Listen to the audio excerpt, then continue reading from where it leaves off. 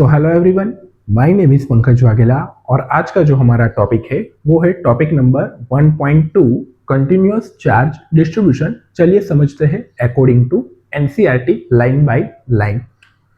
तो सबसे पहले हम जो स्टार्ट कर रहे हैं वो है लीनियर चार्ज डेंसिटी, और ये जो लीनियर चार्ज डेंसिटी है उसको हम रिप्रेजेंट करते हैं लैम्बडा से। चलिए समझते हैं linear charge density according to NCERT. Okay, यहाँ पे मेरे पास एक वायर है और ये जो वायर की लेंथ है इसे मैं एज्यूम कर लेता हूं L। ये जो वायर है, इस वायर की जो लेंथ है वो मैं एज्यूम कर लेता हूं L है, ठीक है।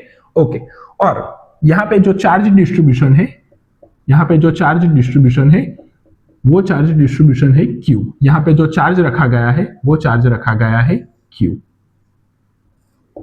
ठीक है। और यहाँ पे देखिए कंटिन्यूअस चार्ज डिस्ट्रीब्यूशन का आप मतलब समझिए। कंटिन्यूअस चार्ज डिस्ट्रीब्यूशन का ये मतलब है कि अगर मैं यहाँ से एक कोई पार्ट लेता हूं वायर का और मैं यहाँ से कोई पार्ट लेता हूं वायर का, तो ये जो दोनों पार्ट है उसमें जो चार्ज नंबर ऑफ चार्ज होंगे वो कैसे होंगे, सेम होंगे।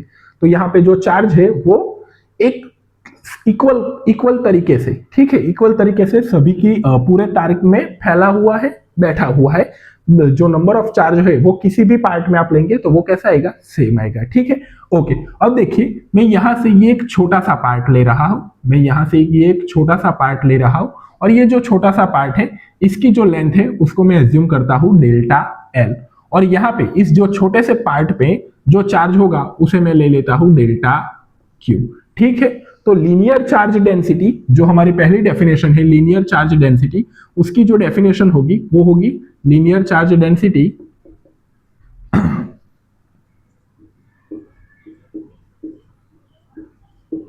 लीनियर चार्ज डेंसिटी वो है चार्ज पर यूनिट लेंथ, ठीक है। तो ये एक डेफिनेशन है। तो यहां पे हम लैम्बडा को रिप्रेजेंट करेंगे चार्ज, छोटी सी लेंथ है उसमें चार्ज कितना है, डेल्टा Q, और वहां की जो लेंथ है वो क्या है, डेल्टा L। तो ये जो फॉर्मूला मिला है आपको, ये मिला है लीनियर चार्ज डेंसिटी का। अगर मैं लैम्बडा के यूनिट की बात करूं तो यहां पे देखिए यूनिट क्या होगा, कूलम अपॉन मीटर होगा। अगर मैं इस छोटे से पार्ट में, ध्यान से सुनिएगा, अगर मैं इस छोटे से पार्ट में कितना चार्ज है, ये जो छोटा सा पार्ट मैंने लिया है उसमें कितना चार्ज है, अगर वो मुझे फाइंड करना है डेल्टा Q, तो डेल्टा Q क्या आएगा, डेल्टा Q आएगा लैम्बडा इंटू डेल्टा L, ठीक है। तो ये एक पॉइंट है जो आपको याद रखना है। अकॉर्डिंग टू एनसीईआरटी में क्या दिया गया है उसकी फिगर में आपको बाद में समझाता हूं, पहले मैं आपको डेफिनेशन सारे समझा देता हूं, जो फिर जो फिगर है अकॉर्डिंग टू एनसीईआरटी वो हम समझते हैं, ठीक है। तो ये जो बात हुई वो है बात हुई लीनियर चार्ज डेंसिटी की। चलिए अब जो हमारा दूसरा पॉइंट है सरफेस चार्ज डेंसिटी। चलिए समझते हैं सरफेस चार्ज डेंसिटी। अब यहां पे देखिए मेरे पास एक सरफेस है, ये जो पूरी सरफेस है इसका मैं जो एरिया है वो एज्यूम कर लेता हूं S, और इसमें जो चार्ज डिस्ट्रीब्यूशन है, पूरा जो चार्ज डिस्ट्रीब्यूशन है वो कैसा है, कंटिन्यूअस है।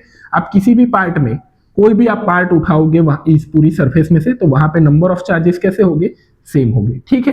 तो यहाँ पे जो चार्ज रखा गया है वो कितना चार्ज रखा गया है, Q चार्ज रखा गया है, ठीक है। अब मैं यहाँ पे यूनिट एरिया सिलेक्ट करता हूँ। यूनिट एरिया का मतलब आपको पता है कि जिसकी लेंथ और ब्रेथ कितनी होगी, 1 मीटर। अगर मैं इसकी बात करता हूं तो यहाँ पे जो एरिया मैंने सिलेक्ट किया है ये जो छोटा सा एरिया है इसको मैं डेल्टा S से रिप्रेजेंट करता हूं, और इसमें ये जो छोटा सा चार्ज है वो छोटा सा चार्ज कितना है, डेल्टा Q है।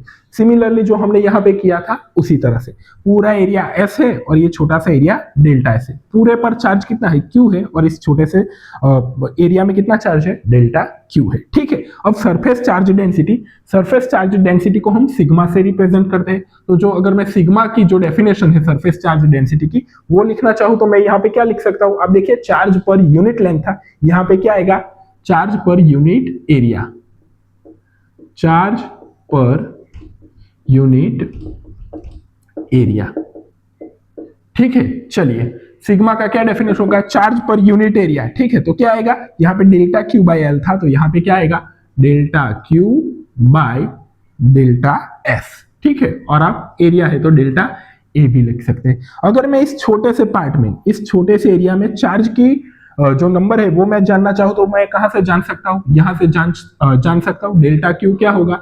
डेल्टा क्यू होगा sigma into delta S. MCQ में आपको आता है कि जो सरफेस चार्ज डेंसिटी है उसका यूनिट क्या होगा, तो यहाँ पे आप देखिए उसका यूनिट क्या होगा, चार्ज का क्या होगा कूलम, और एरिया का क्या होगा मीटर स्क्वायर, ठीक है। तो ये जो बात हुई वो हुई सरफेस चार्ज डेंसिटी की। अब हम पढ़ते हैं last point, volume charge density, ठीक है।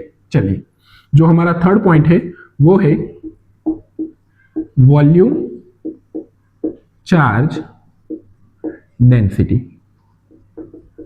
चलिए समझते हैं volume charge density. Volume charge density को हम रिप्रेजेंट करेंगे रो से। अब देखिए मेरे पास ये एक बॉक्स है और जिसका वॉल्यूम है V, ये पूरा बॉक्स है और इस पूरे बॉक्स का वॉल्यूम है V, और यहां पे जो पूरे बॉक्स के अंदर जो चार्ज डिस्ट्रीब्यूट मैंने किया है वो है Q, ठीक है। यहां पे जो चार्ज रखा है वो है Q। अब मैं इस पूरे बॉक्स में से, इस पूरे बॉक्स का वॉल्यूम न लेके मैं एक छोटा सा बॉक्स का वॉल्यूम यहां पे ले लेता हूं, ठीक है। मैंने ये बॉक्स लिया है, चलिए ये जो बॉक्स है वो मैंने लिया है, ओके। अगर मैं इस बॉक्स की बात करूं तो यहां पे चार्ज कितना होगा, छोटा सा बॉक्स है तो चार्ज है छोटा सा डेल्टा क्यू, और ये बॉक्स भी छोटा है तो इसका वॉल्यूम भी क्या होगा, इसका वॉल्यूम भी होगा वो डेल्टा वी होगा, ठीक है। तो अगर मुझे वॉल्यूम चार्ज डेंसिटी लिखना है तो उसका मतलब क्या हुआ, चार्ज पर यूनिट वॉल्यूम, ठीक है। तो उसकी डेफिनेशन क्या होगी, उसका जो फॉर्मूला होगा वो होगा delta Q charge per unit volume delta we, ठीक है। अगर इसका यूनिट की बात की जाए तो क्या होगा, कूलम पर मीटर क्यूब है। अगर इतने से छोटे बॉक्स के अंदर चार्ज कितना होगा, तो चार्ज कितना होगा, जो छोटा सा चार्ज होगा वो कितना होगा, रो डेल्टा वी, ठीक है। तो ये तीन डेफिनेशन थी अकॉर्डिंग टू एनसीईआरटी मैंने समझाई है। ये आपको दिख रहा है छोटा सा, यहाँ पे देखिए ये बॉक्स आपको छोटा सा दिख रहा है, यहाँ पे ये एरिया आपको छोटा सा दिख रहा है, यहाँ पे ये लेंथ आपको छोटी सी दिख रही है, लेकिन ध्यान रखिएगा ये छोटी लेंथ है लेकिन इसके अंदर लार्ज नंबर ऑफ चार्जेस होंगे, लार्ज नंबर ऑफ इलेक्ट्रॉन और लार्ज नंबर ऑफ प्रोटॉन होंगे अगर हम माइक्रोस्कोपिक व्यू से देखें तो। इतना नोट कर लीजिए, फिर मैं जो फिगर है अकॉर्डिंग टू एनसीईआरटी आपको समझाता हूं।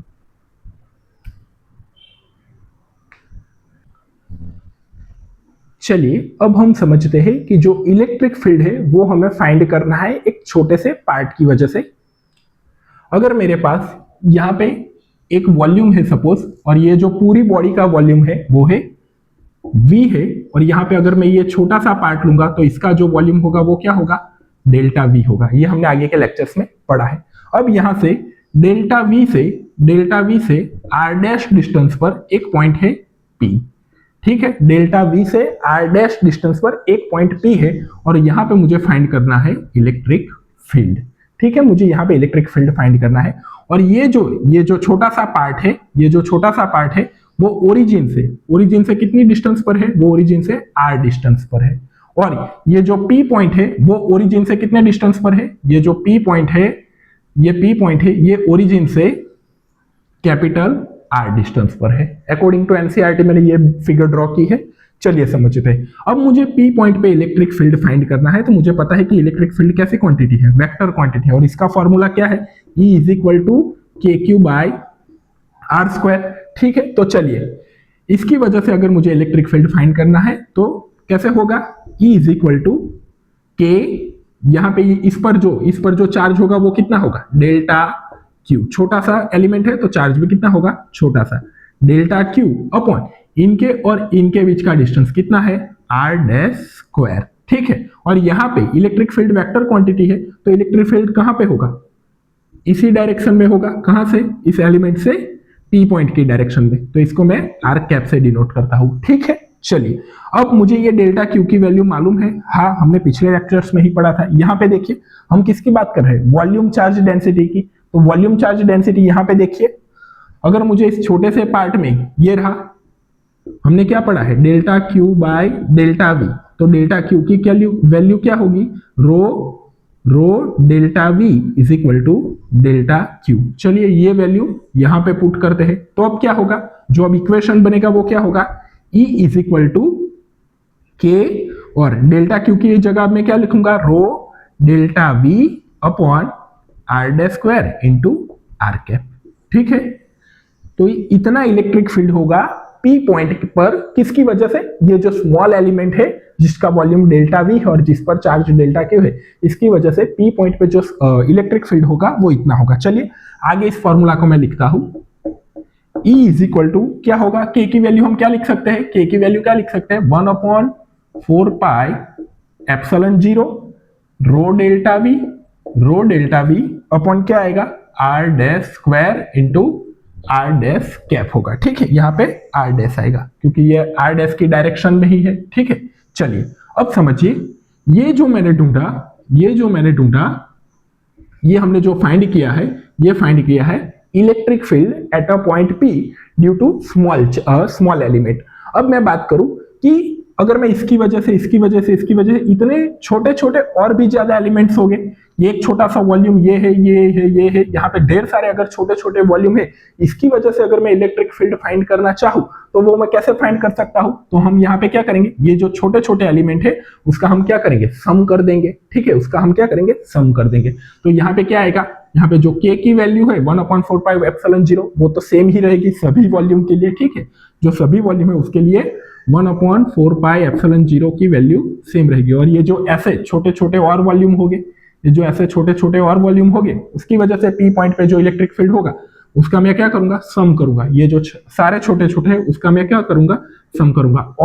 और इसमें क्या लिखूंगा मैं, rho delta we upon R dash square into are dash cap. ठीक है, चलिए तो ये रहा electric field, net electric field किसकी वजह से, ऐसे छोटे छोटे स्मॉल एलिमेंट की वजह से। अब आपको शायद ये होगा कि ये डिस्टेंस आर डैश था, लेकिन यहां से ये डिस्टेंस भी चेंज होगा, यहां से ये डिस्टेंस भी चेंज होगा, यहां से ये डिस्टेंस भी चेंज होगा, लेकिन हमने कैसा एज्यूम कर रखा है कि ये जो डिस्टेंस है आर डैश है, ये छोटे छोटे एलिमेंट से P पॉइंट का जो डिस्टेंस आर डैश है वो कैसा लिया है हमने, कांस्टेंट लिया है। और जो हमारा वॉल्यूम है, ये जो हमने छोटा सा वॉल्यूम लिया है वो कैसा लिया है, ऑलमोस्ट 0 के बराबर है, मतलब कि काफी छोटा सा हम छोटे छोटे एलिमेंट लिए हैं, इसकी वजह से जो आर डैश है वो कैसा है, कांस्टेंट है। ठीक है, तो अकॉर्डिंग टू एनसीईआरटी मैंने आपको समझा दिया कि ये जो इलेक्ट्रिक फील्ड है किसकी वजह से, ये जो स्मॉल एलिमेंट है उसकी वजह से P पॉइंट पे जो इलेक्ट्रिक फील्ड है उसके है। ठीक है, आपको एनसीईआरटी में अभी 2 फिगर है वो भी मैं आपको समझा देता हूं। यहाँ पे क्या है कि एक तार है और तार की लेंथ कितनी है, L है, और यहां से ये एक छोटा सा एलिमेंट लिया है, और ये जो छोटा सा एलिमेंट है वो ओरिजिन से कितने डिस्टेंस पर है, r डिस्टेंस पर है, और यहाँ पे एक P पॉइंट है। ठीक है, और P पॉइंट से ये जो छोटा सा एलिमेंट है, P पॉइंट से ये छोटा एलिमेंट है, इसका जो डिस्टेंस दिया गया है वो दिया गया है r डैश। ठीक है, और ओरिजिन से ये जो P पॉइंट है, उसकी वैल्यू आपको दी गई है अकॉर्डिंग टू एनसीईआरटी, मैं यहाँ पे ड्रॉ कर देता हूँ। ठीक है, चलिए अकॉर्डिंग टू एनसीईआरटी ये जो वैल्यू दी गई है वो कितनी दी गई है, कैपिटल R है। ठीक है, तो आप वो फिगर भी एक बार देख लीजिएगा। और सिमिलरली सेम इसी तरह की फिगर कौन सी है, सेम इसी तरह की फिगर आएगी, ये वॉल्यूम की हो गई, ये लीनियर की हो गई, और अब रही गई सरफेस की। तो सरफेस की है वो क्या है कि ये पूरा सरफेस है, और यहाँ पे एक छोटा सा ये पार्ट है जिसका ओरिजिन से डिस्टेंस कितना है, r डिस्टेंस है, और P पॉइंट से इसका डिस्टेंस कितना है, r डैश डिस्टेंस है, और P पॉइंट का जो ओरिजिन से डिस्टेंस है वो कितना दिया गया है, देख लेना, कैपिटल R दिया गया है। और इसकी वजह से भी हम यहाँ पे इलेक्ट्रिक फील्ड फाइंड कर सकते हैं। ठीक है, यहाँ पे एनसीईआरटी में हमें जो नेट इलेक्ट्रिक फील्ड दिया गया है वो किसकी वजह से दिया गया है, एक वॉल्यूम की वजह से दिया गया है। अगर हम चाहे तो यहाँ पे इसकी वजह से भी इलेक्ट्रिक फील्ड फाइंड कर सकते हैं, इसकी वजह से भी इलेक्ट्रिक फील्ड फाइंड कर सकते हैं। आप एक बार देख लीजिएगा, मैंने अकॉर्डिंग टू एनसीईआरटी सब कुछ कवर कर लिया है। Thank you.